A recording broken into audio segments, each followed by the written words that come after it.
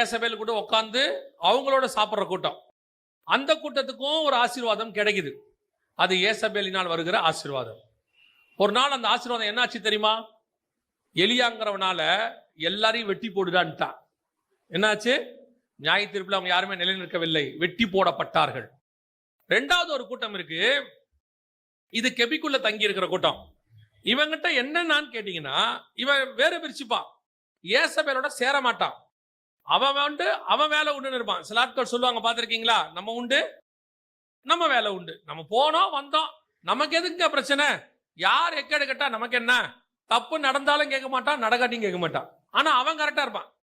அவருங்க என்ன செய்வாங்க? பெர்ஃபெக்ட். மற்றபடி தப்பு செய்யறவங்களை பத்தி அவங்களுக்கு என்ன இல்ல, எந்த கவலையும் இல்ல.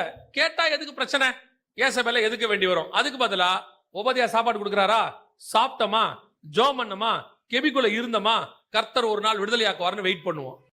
இப்படி ஒரு கூட்டம் இருக்கு. இது நல்லா இருக்கா இல்லையா? நல்லா இருக்கா இல்லையா?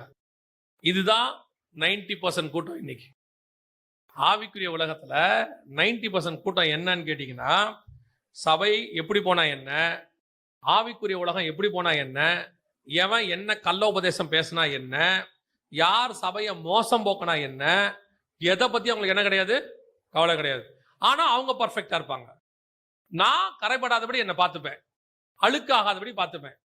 மற்றபடி ஏசபேல் பந்தியில் போய் உட்கார்றவனை பத்தி எனக்கு கவலை இல்லை. ஏன்னா அவனை திருந்தவா போறான், அவங்ககிட்ட கர்த்தர் இல்லையா? அவன் சொல்ல மாட்டாரா, நம்ம வேலையை நம்ம பார்ப்போம், நான் உண்டு என் வேலை உண்டு. இப்படி ஒரு குரூப் இருக்கு. இதான் மெஜாரிட்டி. இது கர்த்தருக்கு இவன் மேல கோபம் இல்லை, ஆனா இவனை பயன்படுத்த முடியாது. இவனை என்ன பண்ண முடியாது? பயன்படுத்த முடியாது. ஏன்னா ஒரு வகையான செல்ஃபிஷ், ஒரு வகையான.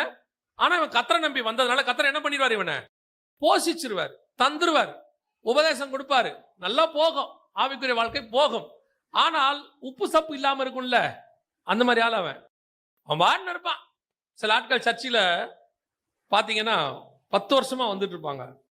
கொஞ்சம் பெருமையா ஒன்று சொல்லுவாங்க. என்ன சொல்லுவாங்கன்னா, நாங்க சர்ச்சுக்கு போவோம், பின்னாடி உட்காருவோங்க, ஆரம்பிச்ச பிறகுதான் போவோம், கடைசி ஜபத்தில் ஏந்திரிச்சு வீட்டுக்கு போயிடுவோம். நாங்க எதுலையுமே ஈடுபட மாட்டாங்க. நம்ம சர்ச்சுக்கு போனோமா, தேவனை ஆராய்ச்சோமா, வீட்டுக்கு போனோமான்னு இருக்கணும். நம்ம எதுக்குங்க மற்ற விஷயத்துல தலையிட்டும்பா. இதே மாதிரி நீங்க உங்க வீட்டில் சொல்லி பாருங்க. ஒரு இடத்தில் கர்த்தர் உன்னை கொண்டு போய் வைக்கிறாருன்னா, உன்னை அட்மாஸ்பியருக்கு வைக்கல, அவரு நிரம்பி இருக்கணும்னு வைக்கல. இந்த பூவை வச்சிருக்கோமே, இந்த பூவை எதுக்கு வச்சிருக்கோம்? அழகுக்கு வச்சிருக்கோம். அந்த கேமரால இருந்து எடுக்கும்போது பார்க்கறதுக்கு எப்படி இருக்க? இதை எடுத்து போட்டாலும் ஒன்றும் பிரச்சனை இல்லை. இப்ப புரியுதா? இதை தூக்கி போட்டாலும் இப்போ யாரும் ஒன்றும் அழகை பார்க்க போறதில்ல, செய்தி பார்க்க போறாங்க, ஆராதனையை பார்க்க போறாங்க. ஆனா இதை தூக்கி போட்டா என்ன ஆகும்? இதை தூக்கி போட்டா என்ன ஆகும்?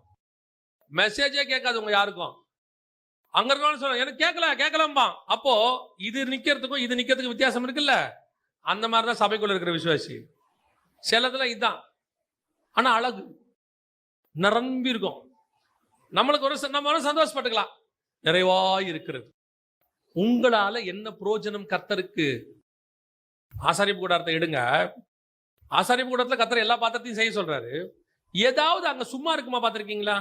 ஆசாரிப்பு கூடத்துல ஏதாவது ஃப்ரீயா இருக்குதா? ஆண்டவர் பாருங்க, அழகுக்கு ரெண்டு பூவை தொங்க விடுன்னு சொன்னாரா? அவர் உள்ள வச்ச அத்தனைக்கும் என்ன இருக்கு? ஒரு ஸ்பிரிச்சுவல் காரணம் இருக்கு. உள்ள வச்சதுக்கெல்லாம் ஒரு நோக்கம் இருக்கு. அதே மாதிரி தான் உங்க அத்தனை பேரையும் உள்ள கொண்டு வந்ததுக்கு கர்த்தருக்கு ஒரு நோக்கம் இருக்கு. ஏதோ நாங்க கவலைப்படுவோம், கண்ணுக்கு முன்னாடி நீங்களா இல்லாட்டி வருத்தப்படுவோம்னு நிரப்பல. உங்களை கொண்டு வந்து வச்சதுக்கு பரலோகத்துக்கு ஒரு திட்டம் இருக்கு. கெபில உட்காந்து சாப்பிட்டு போற கூட்டமா இருக்கக்கூடாது. இன்னொரு கூட்டம் இருக்கு. இப்ப யார் தெரியுமா? வாசிங்க அந்த வசனம் என்ன சொல்லுது பாருங்க. 1 ராஜாக்களின் புஸ்தகம் 19ஆம் அதிகாரம் 14வது வசனம் வாசிங்க. அதற்கு அவன், சேனைகளின் தேவனாகிய கர்த்தருக்காக வெகு பக்தி வைராக்கியமாயிருந்தேன்.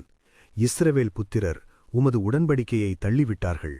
உம்முடைய பலிபீடங்களை இடித்து உம்முடைய தீர்க்கதரிசிகளை பட்டயத்தினால் கொன்று போட்டார்கள். நான் ஒருவன் மாத்திரம் மீதியாயிருக்கிறேன். என் பிராணனையும் வாங்க தேடுகிறார்கள் என்றான். இவன் யார் தெரியுமா? பக்தி வைராக்கியம். இவனால ஆவிக்குரிய உலகத்துல தப்பு நடக்கிறத சகிக்கவே முடியாது. இஸ்ரவேலுக்குள்ள ஒரு பிரச்சனை வருது, கர்த்தருக்கு விரோதமா செய்யறாங்கன்னா அவன் மனசு என்ன செய்யுது? வாதிக்குது. என்னடா இப்படி பண்றீங்கன்னு கேட்கிறான். ஏடா இந்த மாதிரி பண்ணி திரியுறீங்க, இது கர்த்தருடைய தேசம்டா, இப்படி பண்ணுவீங்களான்ட்டு ஒரு வைராகியம் வந்து என்ன பண்றான், கோபத்துல 400 பேரை வெட்டி போட்டுறான். இது நியாயப்பிரமாண காலன்றதால சரி, அவன் காலத்துக்கு வெட்டி போட்டுறான். இப்போ அவனுடைய நிலைமை என்ன, 24 ஹவர்ஸ்ல உன் தலையை வாங்குவேன்ட்டான் அந்த அம்மா. 24 ஹவர்ஸ்ல என்ன பண்ணிடுவேன், தலையை வாங்கிடுவேன் அப்படின்ட்டான். இப்போ இவன் பார்த்தான், வனாந்தரத்துக்கு ஓடிட்டான். ஓடி போய் ஒரு சூரச் செடிக்கையில படுத்துட்டு, ஆண்டவரே போதும்பா விட்டுருங்க, நான் பக்தி வைராக்கியமா இருந்து ஏதோ நல்ல ஸ்பிரிச்சுவல் வாழ்க்கை வாழ்ந்து ஆண்டவருக்காக வைராக்கியமா ஊழியம் பண்ணலாம், ஏதாவது செய்யலாம்னு நினைச்சா என்னத்தான் கொல்ல பாக்குறான். ஒன்னும் பேசாம வாயை மூடிக்கிட்டு இருந்தவன் கெபில நல்லா சாப்பிட்டுக்கிட்டு இருக்கான். சரி, ஏசவனோட அட்ஜஸ்ட் பண்ணிட்டு போனவன் நல்லபடியா சொகுசா இருக்கான். இந்த நல்லா சத்தியம் பேசின நான் என்ன ஆயிட்டேன், சத்ரு ஆயிட்டேன். இப்ப இந்த கெபில இருக்கான்ல, அவன் என்ன சொல்லுவான் தெரியுமா, எலியாவை பார்த்து, இந்த ஆளு வாயை வச்சுக்கிட்டு ஒழுங்கா இருந்திருக்கலாங்க. கெபில இருக்கவன் என்ன சொல்லுவான், நீ வாயை வச்சுக்கிட்டு ஒழுங்கா இருந்திருக்கலாம், நாங்க இல்ல என்னமோ எங்களுக்கு தெரியாத மாதிரியும் இவருக்கு மட்டும் தான் வைராக்கியம் வந்தா மாதிரியும் சும்மா உட்காந்துக்கிட்டு பேசிவிட்டு பாருங்க, எல்லாத்தையும் விட்டுட்டு வனாந்தரத்துல சுத்தி திரியுது. இவனுக்கு இதுவும் வேணும் இன்னமும் வேணும்.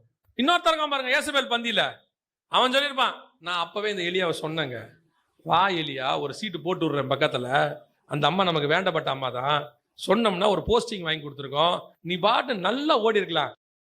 நல்ல டேலண்டட் ஃபெலோ தாங்க அந்த பையன், பேச்ச கேட்காம இப்படி கெட்டு போயிட்டான், இவெல்லாம் பொழைக்க தெரியாதவன் அவன் சொல்லியிருப்பான். இவன் சொல்றான், என்ன ஆண்டவரே அப்படிப்பட்டவன் நல்லா இருக்கான், இப்படிப்பட்டவன் கெபிக்குள்ள இருக்கான், நான் ஒருவன் மாத்திரம் இப்படி சுத்திட்டு இருக்கிறேன். ஆண்டவர் சொல்றாரு, எலியா அவன் சாப்பிட்றது ஏசபேல் சாப்பாடு, இவன் சாப்பிட்றது ஒபதியா சாப்பாடு, ஆனா நீ சாப்பிட்ற பத்தியா அது ஏன் சாப்பாடு. பரலோகத்திலிருந்து தூதனை அனுப்பி நான் உன்னை போஷிப்பேன், அது தழலில் சுடப்பட்ட அடையும் தண்ணீரும் வந்து உன்னை போஷிக்கும். உங்களையும் என்னையும் கத்தர் கொடுக்கிற எல்லாருக்குல்ல, அது ஹெவன்லி ட்ரெஷர். உங்களை எண்ணி படத்துல அது பரலோகம் நடத்துது. நீ மனுஷனை நம்பி வாழ்றவன் அல்ல, கர்த்தரை நம்பி வாழுகிறவன். நீ இம்மைக்காக வாழுகிறவன் அல்ல, மறுமைக்காக வாழுகிறவன். உன்னை கொண்டு கர்த்தர் வேறொன்னு செய்ய போறாரு. நீ ஏதோ வாழ்க்கையை வாழ்ந்தோம் சாவர வரைக்கும் சாப்பிட்டோங்கிறவன் இல்ல, நீ சாகவே மாட்ட, நீ எடுத்துக்கொள்ளப்பட்டு மேகத்துல அவரோடு கூட போக போற கூட்டம். அந்த கூட்டத்துக்கு இதுதான் வழி, இதான் ரூட், இப்படித்தான் போனோம். வனாந்தரத்தின் வழியாய் போக வேண்டியது அவசியம். இல்ல வனாந்தரம் வேண்டாம், நல்லபடியா போய் கெபில போட்டு பீஸ்ஃபுல்லா இருக்க இருந்துக்கோ, ஓ இஷ்டம். இல்ல இந்த பிரச்சனையெல்லாம் வேண்டாம், காலத்துக்கு ஏத்த மாதிரி சூழ்நிலைக்கு ஏத்த மாதிரி ஏசபேல கூட உட்காந்து சாப்பிட்டுப்போம். அதுக்கப்புறம் ஏசபேல் போன பிறகு எகு வருவான், எகு கூட போய் சேர்ந்துப்பான் ஒருத்தன். ஏசபேல் இருக்கிறவன் என்ன செஞ்சிருவான், எகுடி போயிருவான். எனக்கு அப்பவே தெரியும் எகு நீங்க தான் ஆட்சிக்கு வருவீங்கன்னு, நீங்க ஆட்சிக்கு வரணும் நான் ஜெபம் பண்ணேன் தெரியுமா. இவன் ஏசபேல்ட்டியும் உட்காந்துப்பான், எகுட்டியும் உட்காந்துப்பான். ஒரு நாள் வரும் வெட்டப்படுவான், ஒரு நாள் வரும் வெட்டப்படுவான். ஆனால் எலியாங்கிறவன் யார் தெரியுமா, அவனுக்கு ஒரு பக்தி வைராக்கியம் இருக்கு, ஆவியில ஒரு அனல் இருக்குது. அவனால இவன் எவனோடையும் ஒத்து போகவே முடியாது, இதோடு கூட ஒத்து போக முடியாது. என்னால ஏசபேல் கூட உட்காரவே முடியாதுங்க. சரி அமைதியா இருக்கியா, அமைதியாவும் இருக்க முடியாதுங்க என்னால. இவ்வளத்தையும் பார்த்துட்டு நான் எப்படி சும்மா இருப்பேன். எனக்குள்ள என்னுடைய தேசத்துக்குள்ள என்னுடைய கர்த்தருடையதான அந்த ஊழியத்துக்குள்ள இப்படி ஒரு தப்பு நடக்கும் போது என்னால எப்படி கேட்காம இருக்க முடியும். ஆனா கர்த்தர் சொல்றாரு, நீ நிக்கிற உத்தமத்தில் கடைசி வரை உண்மையாய் இரு. இந்த உலகம் சொல்லும் தப்போட ஒத்து போகாத. இயேசுநாதர் ஒத்து போயிருந்தாருன்னா சிலுவையே இல்லை. ஆமா தானே, இயேசுநாதர் ஒத்து போயிருந்தா சிலுவையே இல்லைல்ல. யோவாசான ஒத்து போயிருந்தா கழுத்து தப்பிச்சிருக்கும்ல. கழுத்து தப்பிச்சு ஏரோதியாலோடு கூட வாழுவதை விட கழுத்து வெட்டப்பட்டு பரலோகத்துக்கு போவது மேல். எல்லாத்தையும் அட்ஜஸ்ட் பண்ணிக்கிட்டு இந்த பரிசேரோட வாழ்வதை விட சிலுவையை எடுத்துக்கொண்டு நித்திய ஜீவனை சுதந்திரிப்பது நல்லது. இதுதான் கர்த்தர் எதிர்பார்க்கிற ஒரு வைராக்கியம். கர்த்தர் சொல்றாரு, வனாந்தரம் வரதான் செய்யும், எல்லாவனும் சேர்ந்து விரட்டுவான். ஏசபேல் பந்தியில் இருக்கிறவன் நல்லவன் மாதிரி பேசுவான், அறிவில்லைம்மா எல்லாம் சொல்லுவான். உபதியா கூட இருக்கிறவன் சொல்லுவான், நம்ம பாட்டு இருந்தா ஒரு பிரச்சனை வந்திருக்குமா, நாங்களாம் இல்லையா. ஆமாப்பா ஒரு பிரச்சனை இல்லப்பா, நீ கெபிக்குள்ள மூடி கிடக்கிற ஆளுப்பா. ஆனா கர்த்தர் யாரை தேடுறா தெரியுமா, 100 அந்த உபதியாக்களுக்குள்ள அந்த 100 பேரை அல்ல, ஏசபேல் பந்தியில் இருந்த 400 பேரை அல்ல, கர்த்தர் ஒருவனை தேடினார், அந்த ஒருவன் தான் எலியா.